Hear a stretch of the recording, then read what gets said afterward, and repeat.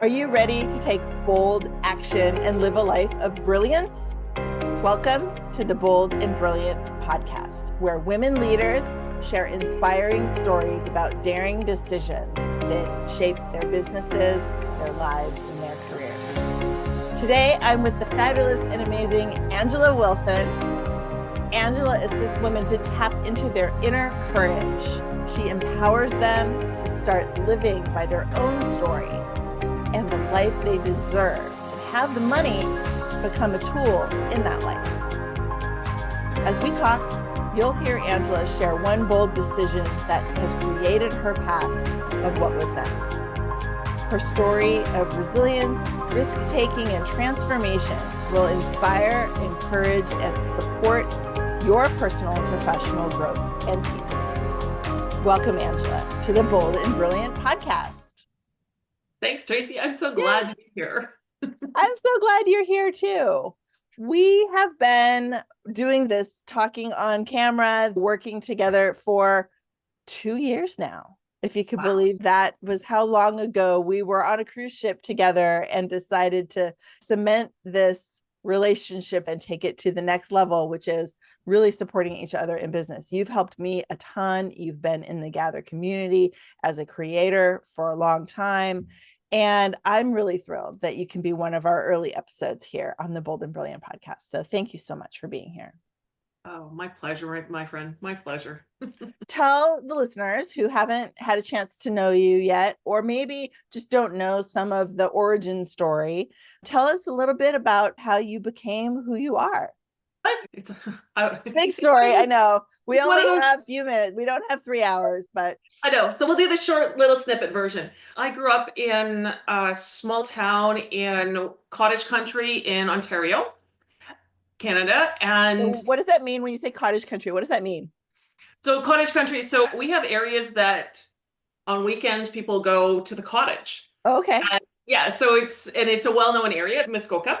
It's beautiful, absolutely breathtaking. Amazing. And that's where I grew up. And it was interesting because as a little kid, I was chatty. I was really chatty, but I grew up in that time where little girls were supposed to be seen and not heard. So I got in trouble a lot for talking. And so what that actually did, though, is as I went through school and heard more messages about it's not okay to be me, that I had to tamp myself down. I had to make myself smaller, all of those things.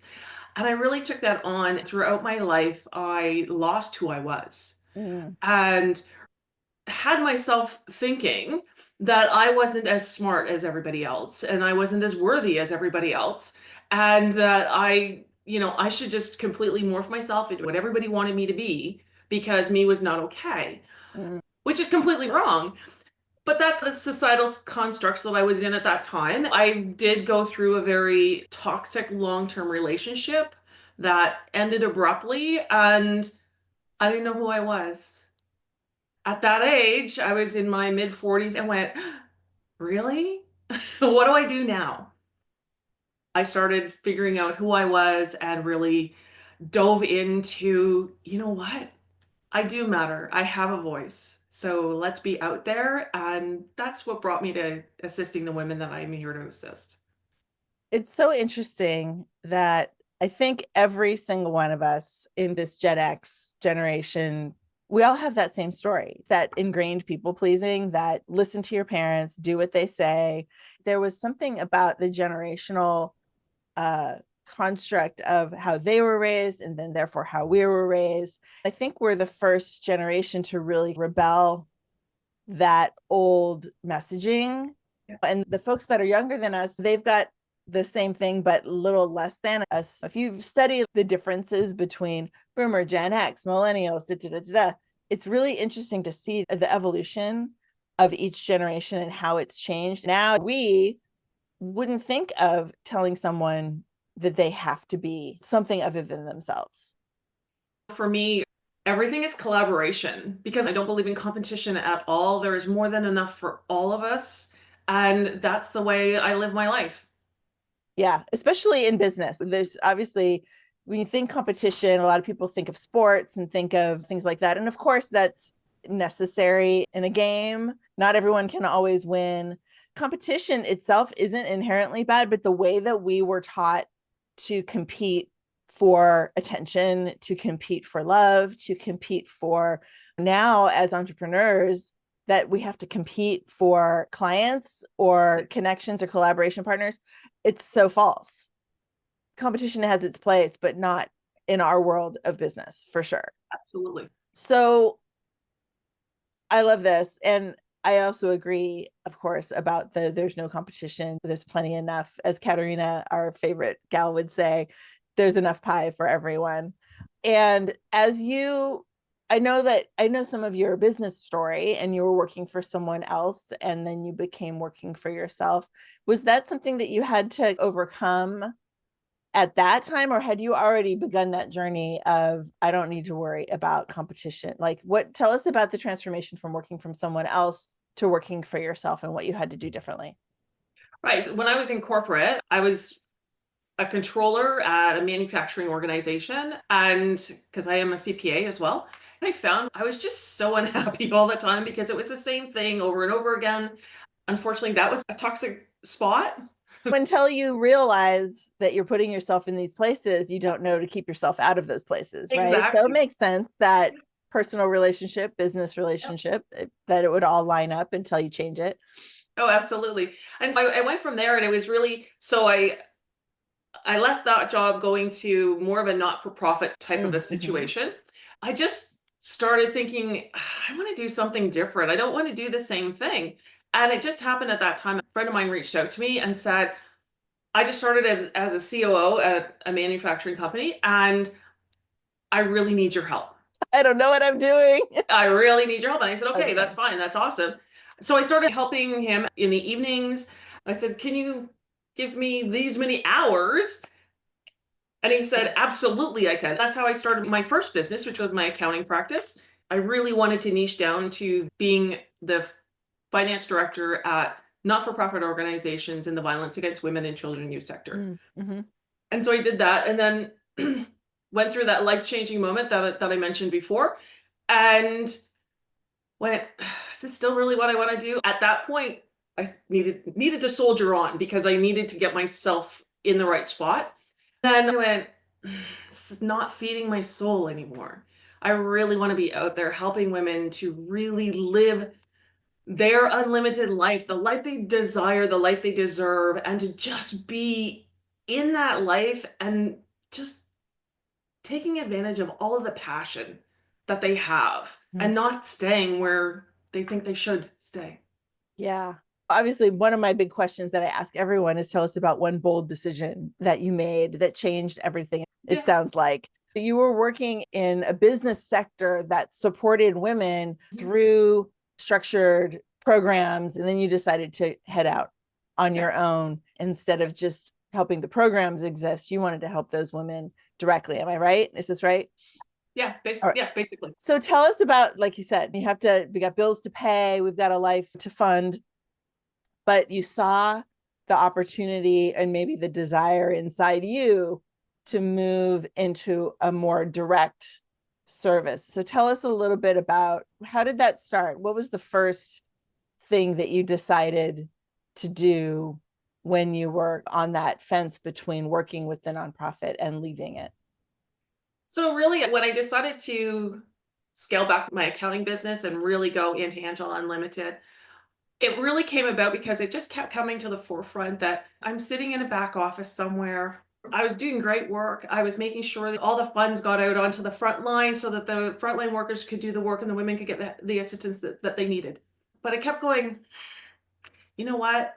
I think my voice needs to come out. And in those days, I would have never been doing this. That's for sure. Because I didn't talk unless I was really talked to. And then I just went, you know what? No, just a second. Actually, the seed for where I am now came from a conversation in a beautiful little plaza in Spain where I said to my husband, I said, this thought keeps coming to me.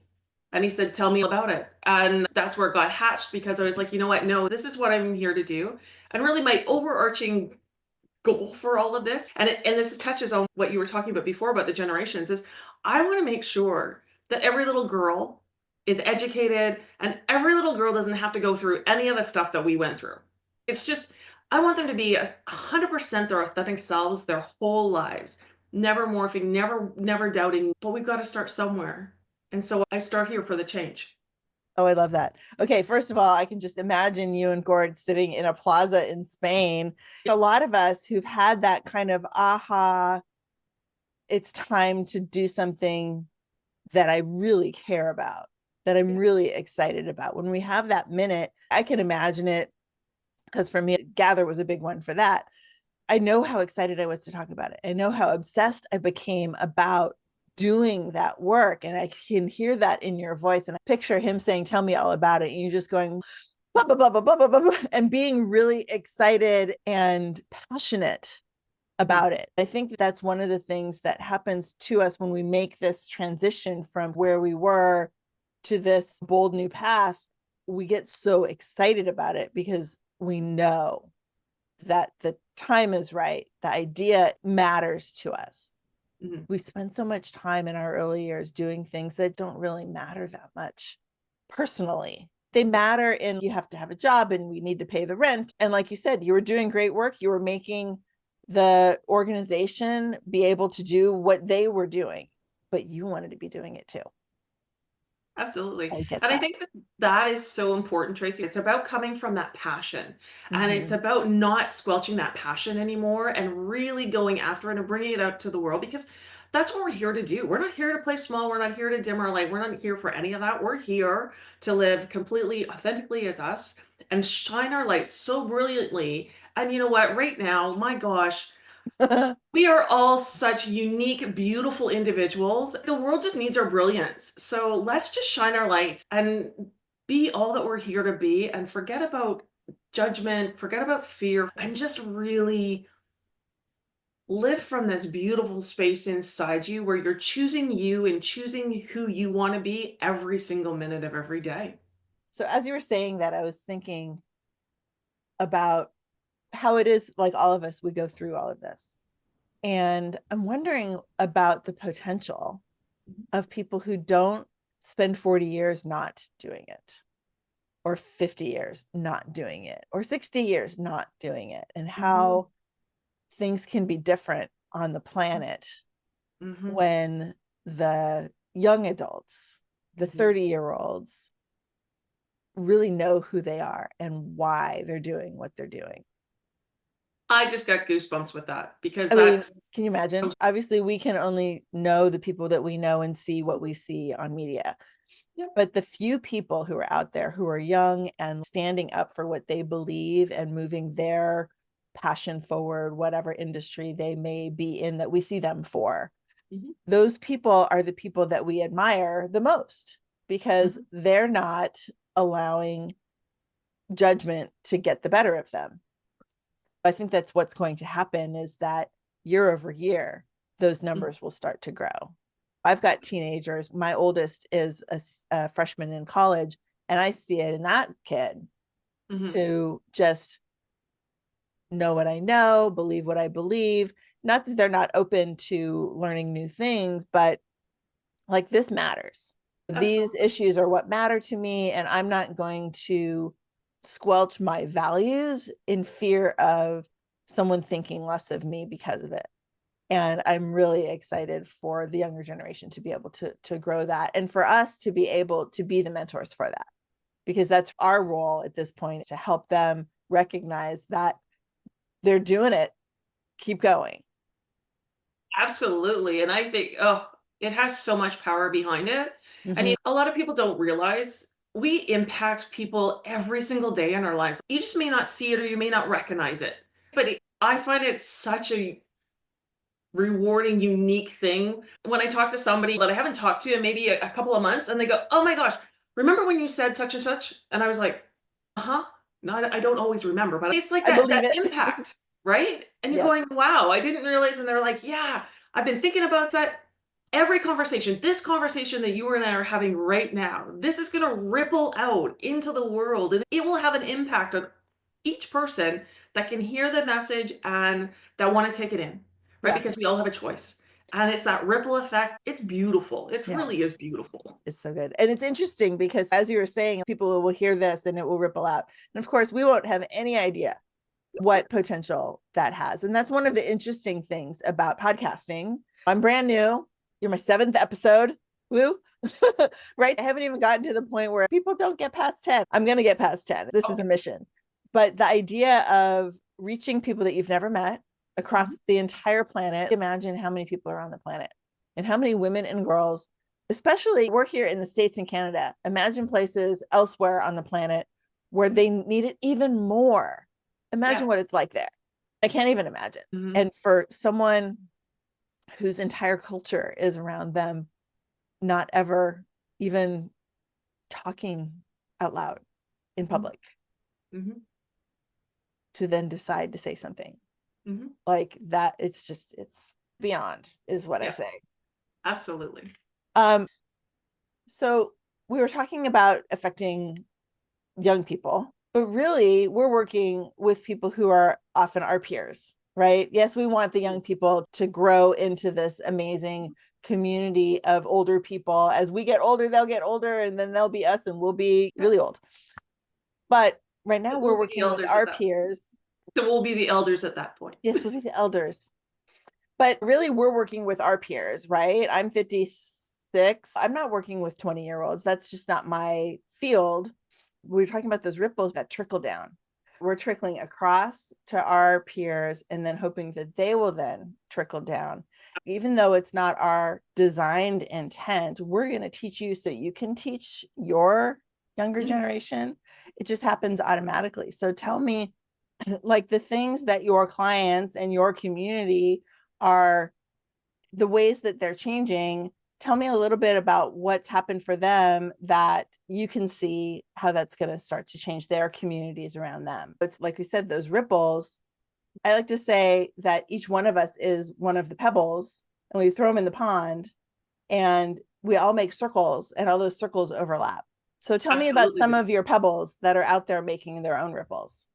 I love the way that you said that, because it really is. I work with mature women, typically over 45. We've gotten to a point where we've stayed in places that we shouldn't necessarily have stayed in, or we've done the job, we've done this, we've done that, and now all of a sudden we're like, oh, what's next?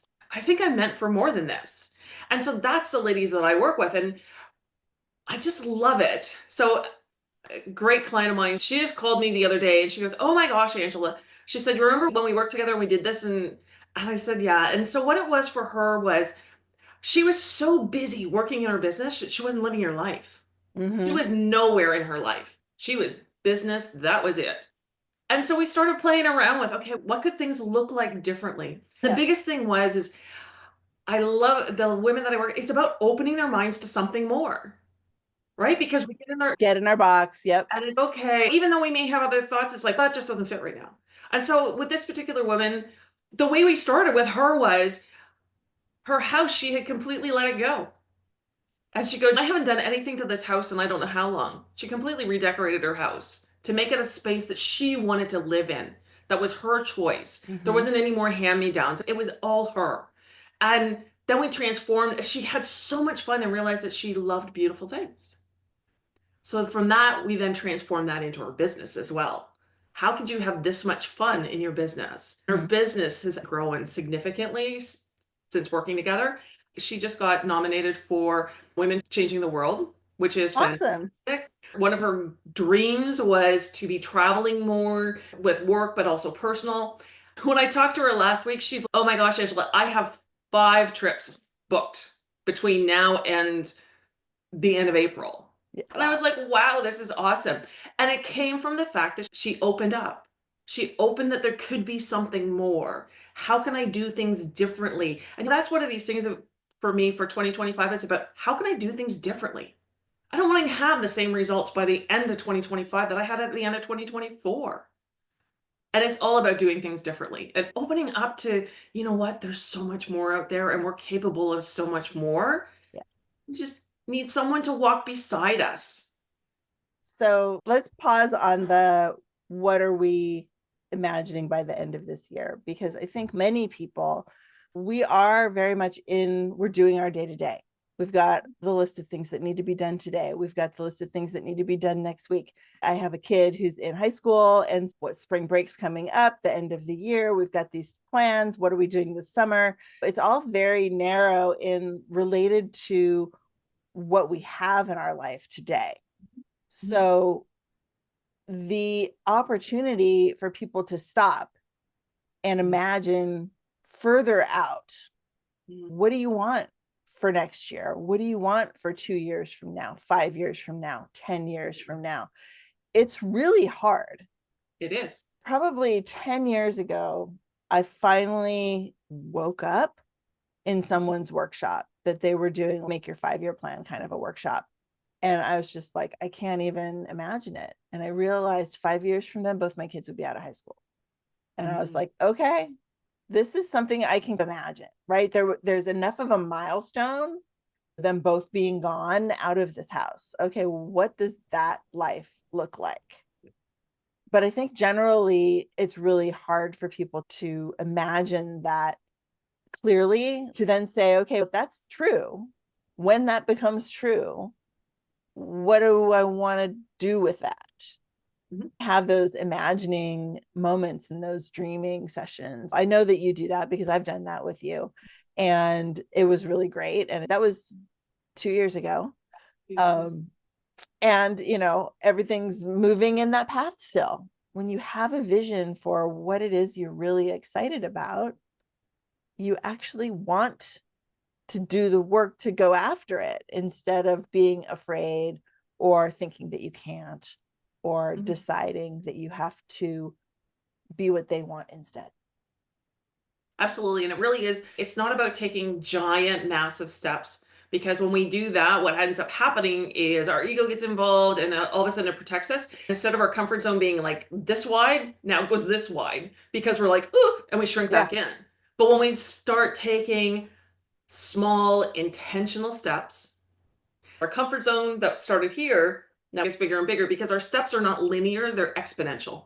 That's exactly what I was going to say, that as you did this, I was thinking to myself, and it's not linear. So it might actually be 3 this direction before you do this direction or whatever. Absolutely. Yeah. Absolutely. It's so important to remember we're still going to have messy days because we're humans and mess happens. Yeah. I love this analogy, and I came up with one when I was talking with a client, and it's because we were talking along, and I went, picture it like this.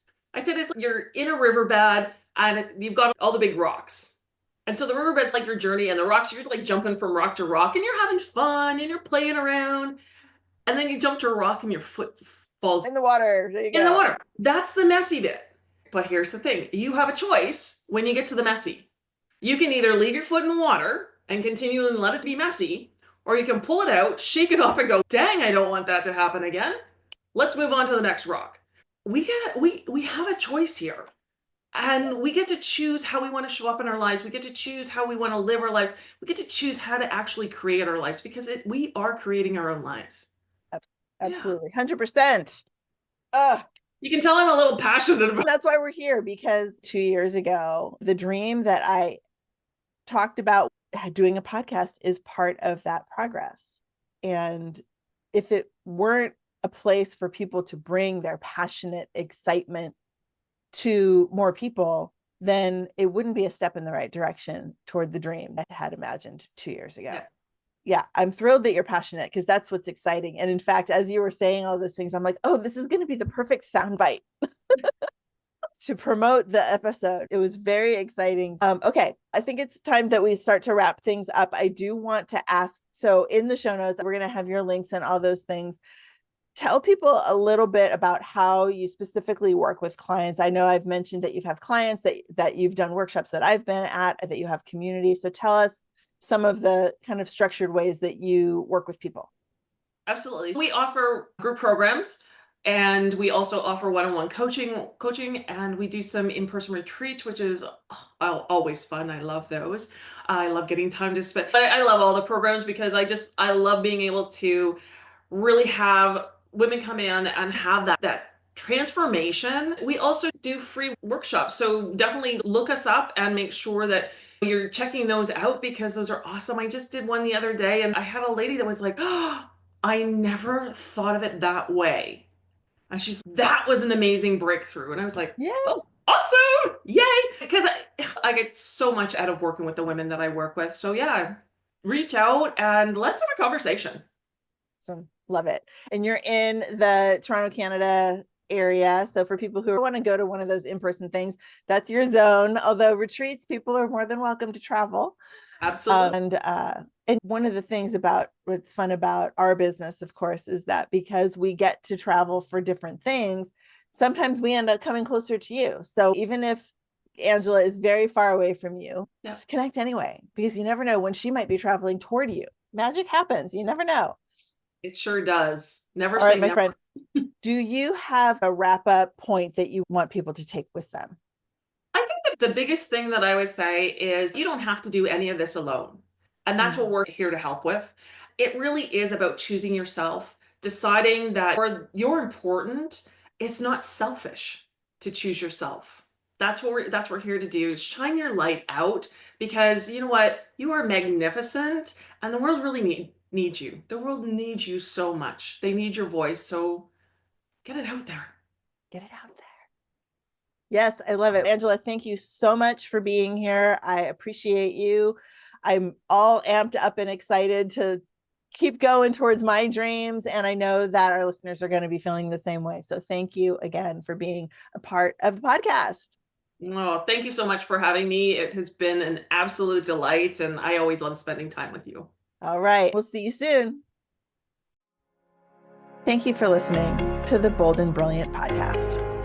I'm your host, Tracie Root, and I want to invite you to check out the show notes, find out where you can connect with our guests, find out more about what I and the Gather community have to offer you, and be sure to subscribe to this podcast on your favorite platform.